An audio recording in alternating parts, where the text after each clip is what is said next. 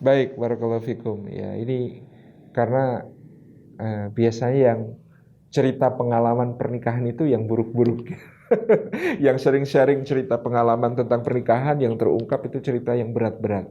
Cerita-cerita yang indah itu kadang-kadang ya orang itu nggak nyeritain gitu ya keindahan pernikahan ya. Orang itu nggak nyeritain apa yang membahagiakan yang terasa gitu ya. Jadi ini jadi momok untuk anak-anak muda untuk kemudian mulai pernikahan. Tapi saya menuliskan salah satu buku judulnya Barakallahu Laka, bahagianya merayakan cinta, itu salah satunya sebagai ikhtiar itu untuk menggambarkan bahwa dengan keberkahan maka baik yang menyenangkan, membahagiakan yang sangat banyak ataupun kesulitan, kesukaran yang tidak banyak itu ya.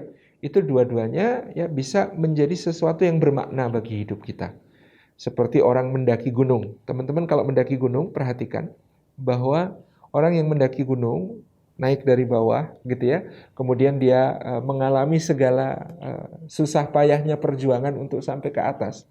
Kadang terpleset, kadang jatuh ya, celananya sobek terkena duri ya tajam, atau kemudian ada yang terluka gitu ya. Kemudian ada badai turun, kemudian harus berlindung dulu, nunggu lama, kemudian dia merasakan kabut turun dan pandangan tertutup, nggak bisa melanjutkan perjalanan. Mau masak mie instan ternyata kompor gas portable-nya nggak bisa dinyalakan sehingga harus makan mie-nya secara mentah gitu ya. Kemudian naik dengan berbagai macam halangan rintangan itu, ketika sampai di atas pertanyaannya ya, kesan perjalanannya lebih keren mana antara yang penuh dengan tantangan itu dengan orang yang naik helikopter langsung kemudian diturunkan di puncak gunung.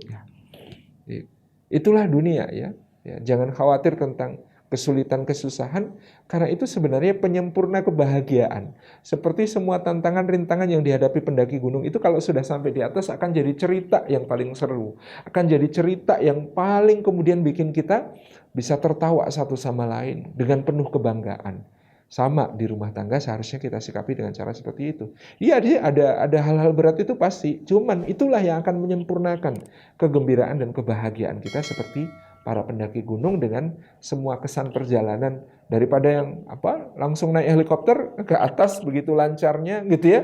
Tidak ada halangan, diturunkan di atas, ceritanya apa? Nggak ada cerita gitu ya. Itu yang berbeda. Demikian.